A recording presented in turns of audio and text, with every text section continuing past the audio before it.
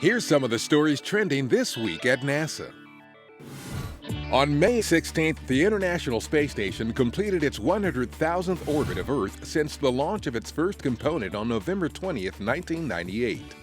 In that time, the station has traveled more than 2.6 billion miles, which is roughly the equivalent of about 10 round trips between Earth and Mars at the average distance between the two planets.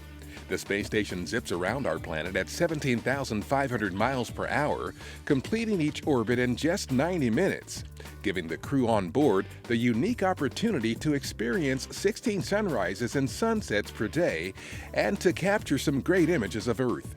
To help mark the occasion, the Expedition 47 crew, including Station Commander Tim Coper and Jeff Williams of NASA, posed for this snapshot, the 3 millionth image taken from on board the ISS. May 16th also saw the much-anticipated launch of several small satellites from the ISS. Students at St. Thomas More Cathedral School in Arlington, Virginia, watched as their STM-SAT-1 was deployed from the station's NanoRacks CubeSat deployer. STM-SAT-1, the first ever CubeSat built by elementary school students, is an educational mission designed to transmit images of Earth to ground stations around the country. Meanwhile, NASA's 2 NODES satellites were also deployed into low Earth orbit. These tiny devices are part of a technology demonstration mission to exhibit new network data and command handling capabilities needed for collaborative operation of swarms of multiple spacecraft. Both missions launched to the ISS on December 6th aboard Orbital ATK's Cygnus Cargo Resupply spacecraft.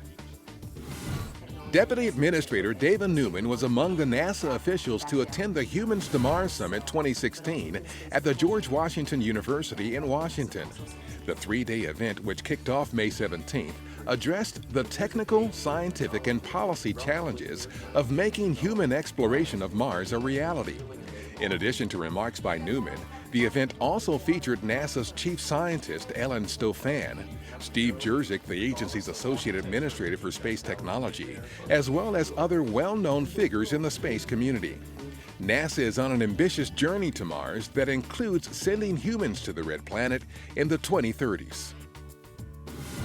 When NASA's Orion spacecraft makes water landings at the end of future deep space missions, astronauts inside will experience the mission's greatest deceleration and some of the greatest forces on the human body. So engineers at NASA's Langley Research Center in Hampton, Virginia, are conducting water impact tests of an Orion test capsule with suited crash test dummies inside. Data gathered with the help of these special passengers will be used to design safeguards and features to reduce the risk of astronauts being injured during splashdown landings in the ocean.